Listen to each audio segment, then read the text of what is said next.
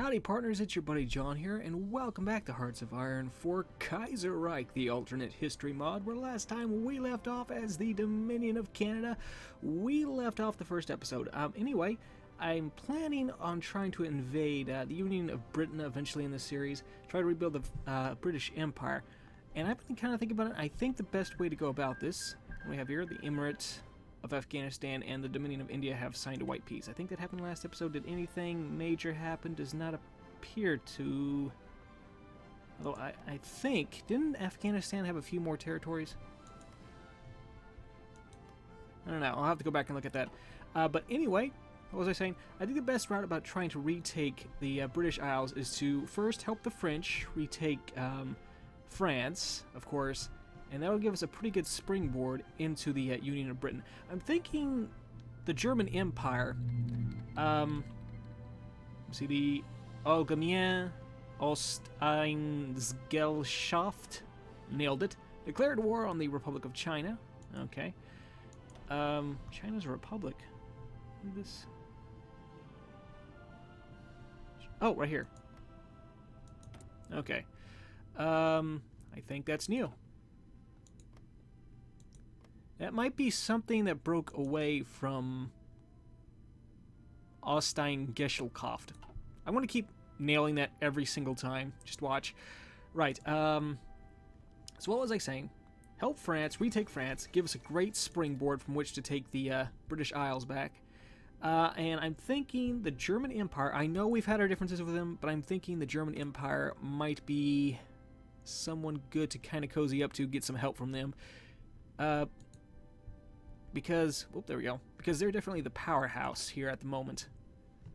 Right, so let me just, got that going. We've got some free factors here we can use. Let's, put that into there.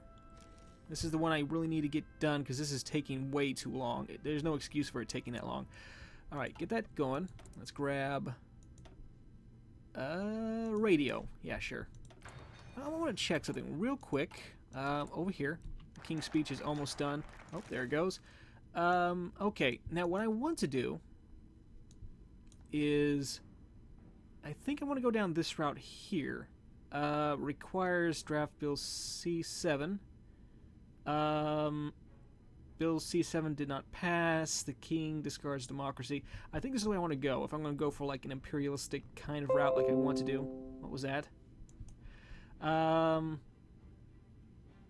All the following must be true. Bill C7 did not pass. One of the following must be true. Okay. Alright, but this is where I want to go. So Bill C7 cannot pass. Alright, let's get this going then. Alright, what do we got here? Oops. With his father dead, Edward the Prince of Wales will be coronated King Emperor of the British Empire. Two large factions within the Canadian political sphere have coalesced, one led by Prime Minister, who seeks to develop and refine Canada's industrial strength and harvest its resources over foreign policy, and the other led by R.B. Bennett and his supporters in the British diaspora, who wish to mobilize the Canadian economy to launch an invasion of the Union of Britain in the near future. Even if that means accelerating arms production at the expense of civil liberties, the Prince of Wales is popular in both French and English Canada, and his views may very well sway the opinions of others. He could prove to be vulnerable to the arguments of either group, depending on how well they make their cases to him. Okay. So the Prince endorses Bennett and the exiles. I think that's the way to go. The Prince listens to his elected privy councillors. The Prince announces his support for the Prime Minister. Or the Prince decides it's best not to commit to either side yet.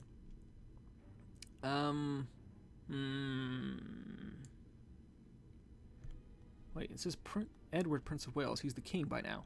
Okay, whatever. I think this is the way we want to go. The Prince endorses Bennett and the exiles. So we'll go with that. The Prince has sided with the Conservatives and has decided to make war with the Union of Britain, an important part of his coronation speech. Make the preparations for a grand coronation.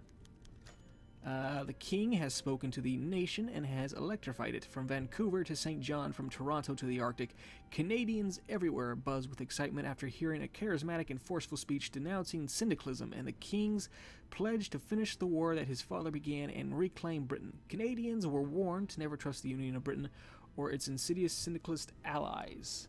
Alright, we must liberate our brothers in Britain. Okay, opinion of us changes by 100 for the Union of Britain, Commune of France, and Socialist Republic of Italy. Out of curiosity, let me look at something. Alright. Oh, I thought the Union of Britain was in the Third International. Is it not? No. So I don't really need to worry about, actually. Although I guess helping France retake helping France retake France right here, of course, would be a probably good idea. But I might want to also take out the Socialist Republic of Italy. So maybe kind of getting up close with the Italian Federation. It's the Pope. Interesting. Alright, maybe making friends with them is a good idea. So France, the Italian Federation, and the German Empire are, I think, the ones we want to make friends with. What is Ireland at the moment? Ireland is authoritarian democrat. I'm not sure which way we want to go. I'm thinking the loyalists are who I want in charge. Well, I didn't realize I was still paused. Okay, let's let that go there. Okay. Draft Bill C7's going. The coronation of the Prince of the People. The new king has been invested with a royal regalia in the First Anglican Church of Ottawa. Jubilant crowds from all over Canada gather in the cities. Again, so many things popping up. Gather in the cities to celebrate a new age of Canadian royalty. They eagerly anticipate the new king's first radio address to the nation. Whoopee, he's so charming. I'm trying to remember. Was this the guy that abdicated? I could be wrong on that, but I don't know. Maybe I'm wrong. The King's Ascension marks the beginning of a new era. The ad hoc and difficult task of strengthening Canadian industry, integrating the Royal Navy, and finding a place for the hundreds of thousands of British exiles has been a trying test for Canada. But we have survived the initial storm. We are stronger now, but now we must refine our strengths so that they will equal those of the other great powers. The Prime Minister and his government are therefore putting together a comprehensive security and military bill that will address the various national interests facing Canada. The legislation will be known as Bill C7. Okay. How long does this take exactly? I should probably... 30 days. Okay. Have the bill authored solely by the Liberal Party or make it a bipartisan effort. Let's go with that. Okay. So many of these things. Future of Canada's industry. When the Great War began, the British Prime Minister Herbert Asquith said that industry would proceed as business as usual. The ensuing shell crisis and the difficulty found in equipping the British Army has shown us that if another war were to start, we will need a mobilized war economy. However, most businessmen aren't willing to invest in specialized facilities such as heavy bomber factories that such an economy would require. Some Conservative MPs are proposing that part of the security bill include a provision to immediately nationalize such key war industries. While this wouldn't increase the size of our industrial capacity, it would cut down on a lot of red tape. C.D. Howe, the Minister of Munitions, argues that the government subsidies the creation of such industries that entrepreneurs would lease at very preferable rates and provide the labor which would increase the number of factories, but limit their efficiency by working with the private sector. Some MPs are arguing for a compromise where the government will nationalize the specialized industries that require a great deal of sophistication while subsidizing the more basic ones already in place. Compromise. It's either this one or this one. Wait, C.D. Howe. Minister of Munitions argues that the government subsidized the creation of such... I think I want to go with compromise. I don't know what difference it makes. I wish it would give me some kind of information here. I want to go with compromise. There we go. Okay. Work in progress. Okay. Wonder where that's going to be. And I might want to actually bump up the recruiting policy. What do we got here? Reorganizing the army, speaking of which, that's actually what I was about to talk about. When the revolution succeeded in Britain, it forced Canada to become the senior member of the empire. While Canada was able to seize the Caribbean, we were unable to secure the rest of the empire and had to rely on the Australasians to secure a perimeter around their territory. Many regard this as a result of our small army at the time, and many would like to resurrect the conscription bill. However, the Prime Minister is a liberal in the mold of Sir Wilfrid Laurier, and will not lightly allow such a divisive law to be promulgated without intense debate. The Conservatives want universal conscription, while the Progressives within the Liberal Party have threatened to leave if the government goes ahead. Conscription is deeply unpopular, especially in Quebec. The Prime Minister has declared conscription if necessary, but not necessarily conscription. Many are taking this as a sign that he is working to build a consensus. Conscript every able-bodied male into the B class. The Tories make a convincing argument for once. And let's see, no conscription, better conditions for soldiers.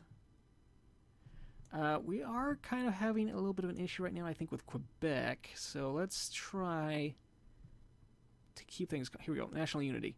Divided government. Okay. Mackenzie King adds a little bit to it. No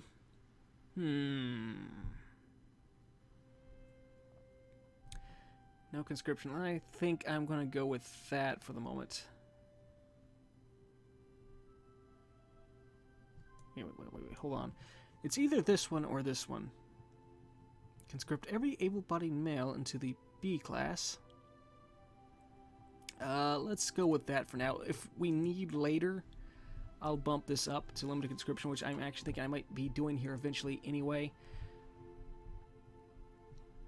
Let's just let that roll. Oswald Mosley, elected chairman of the TUC, the 1936 Trade Union Congress in the Union of Britain, was made out to be decisive.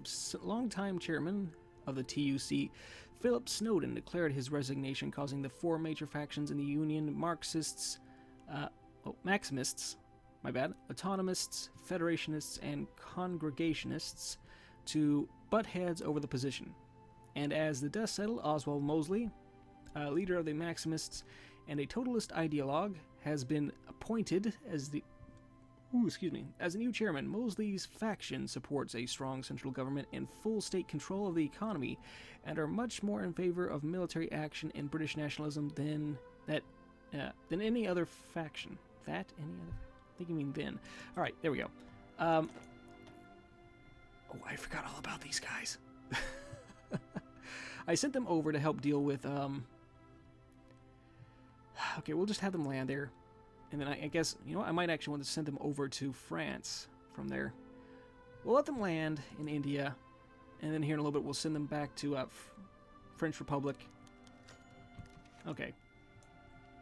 Domestic security. Canada has been able to avoid the class war that engulfed Britain after the Great War, but conflict between Anglo-Canadians and British exiles is growing. Some of this has led to the development of several groups calling for rapprochement with the Union of Britain. The Tories want to crack down on these groups and have proposed that a new parliamentary committee be formed with executive power over the Royal Canadian Mounted Police and a new civilian intelligence agency with Conservative MP Robert Mannion as its chairman. Such a committee would be the first of its kind in Canada and would cut back on many civil liberties and union rights. Ernest Lapointe, I think is how you pronounce it, the Solicitor General, has suggested that some symbolic laws be passed to bring some of the Tories on side, and that a weaker committee be created with Louis Saint Laurent as its chairman.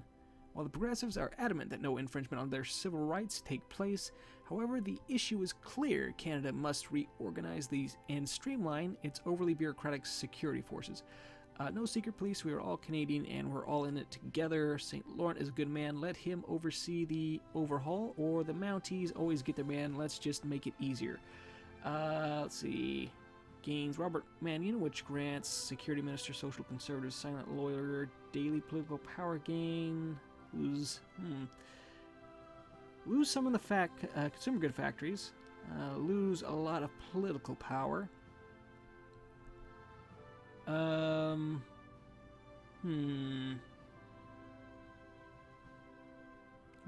Which one was Here's the point. The Solicitor General suggested that some symbolic laws be passed to bring...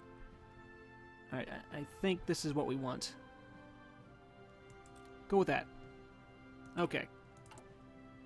Right. How much longer does this have to go? Oh, I'm not even running. Mr. Stanley Baldwin resigns today. Influential figures in pre-revolutionary Britain's politics and a long-time Prime Minister of British government in exile, Stanley Baldwin, resigned from his mostly ceremonial office after the meeting with His Majesty in which Edward VIII notified the Prime Minister of his intention to marry his mistress, Princess Isabel of Orleans. While it's true that the Prime Minister opposed the idea of marriage on the ground of religion and of the King's love interest, and the fact that His Majesty's father did not agree to his son's marriage with the princess back in 1930 after the death of her first husband, sources close to the royal court indicate the real reason of resignation lies in the new king ignoring Mr. Baldwin's advice in favor of Winston Churchill and Lord Beaverbrook, formerly ministers. So many things here going on. Get that out of the way, please. Okay, there we go. Winston Churchill, Lord Beaverbrook, formerly ministers of Lord Curzon's government. Edward VIII accepted the resignation and later this day appointed Lord Beaverbrook as new Prime Minister of the government in exile. Real power still lies in the hands of PM King. Right? Oh, Prime Minister King. Oh. Okay. Right, Mackenzie King. Forgot about that. Okay. 14 days left to go. Let that roll. Okay, Ma Click is at war with Mongolia. Let me just see how that's going to go. Mongolia, 6 and 11, 13, 23, so that I think that's probably going to go in favor of the Ma Click.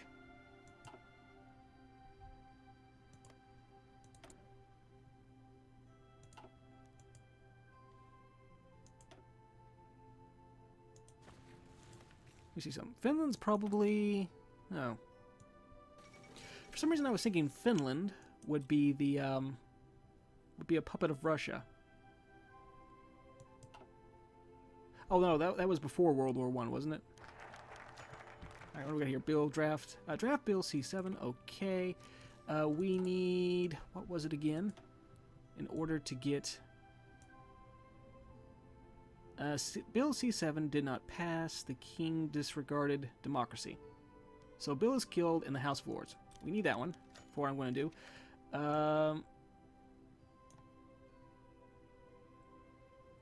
Yes, the king... Let's see. Rideau Hall, today the leader of His Majesty's loyal opposition, R.B. Bennett, was summoned for an informal meeting with King Edward VIII at his residence in Ottawa. What was discussed there is not yet known, but Bennett was reported to have organized a meeting of his shadow cabinet soon afterwards. The king has enough of this democratic process. The king has lost confidence in levels and supports Bennett.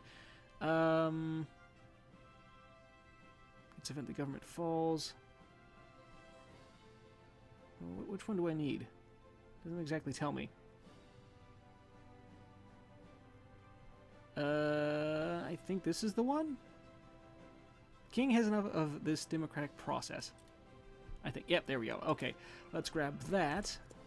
Okay. And I think they'll start us down the path to... I think they'll put the Loyalists in charge. I think. Alright, that's good. Grab this over here. Next, I'm going to grab... Let's get some Paratroopers. That could come in handy. I think it's getting close to the time where we might be seeing the U.S. breaking up. I'm going to be fighting the Syndicalists. Oh, you know what? I should actually probably get these guys back home. Because I think we're going to actually want to deal with the American Civil War first. Because that's going to be a great opportunity for us to grab some land. Because if I can remember correctly, the Syndicalist faction grabs the territory around the Great Lakes. And if I can grab Wisconsin, Minnesota, Michigan, all of these here, that would be great. And I think there's actually a chance for us to grab New England.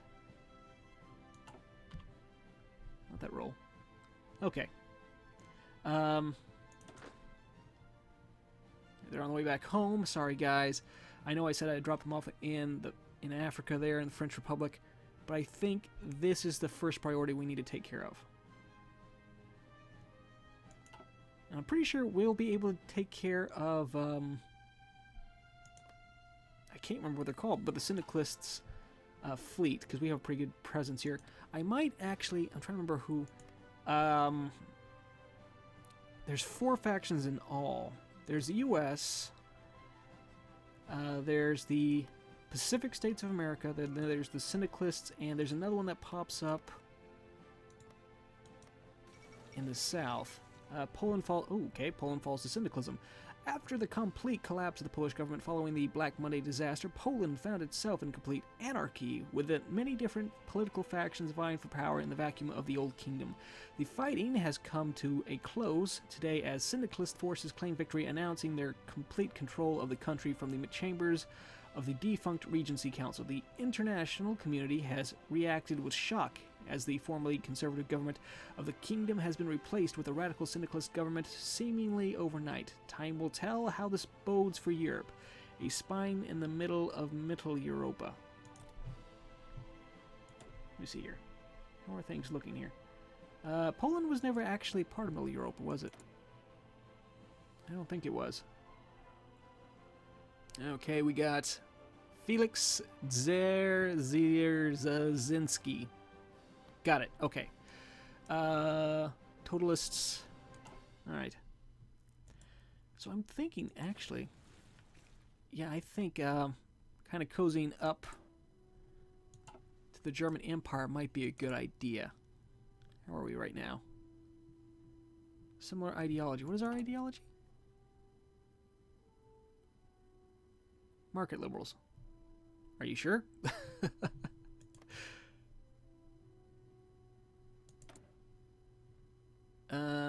Okay, whatever. What am I doing? But yeah, I'm going to try to be a little more friendly with them.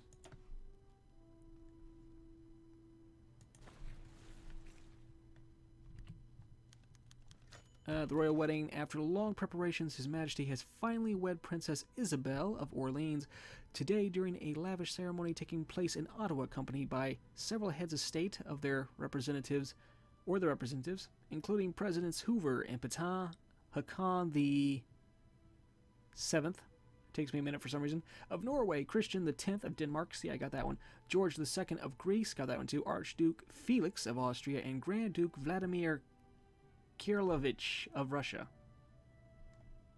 Wait, no, Russia's a republic, okay. Whatever. Where was I? Oh, okay. Princess Isabel, daughter of the Orleans pretender, met His Majesty at the time Prince of Wales. At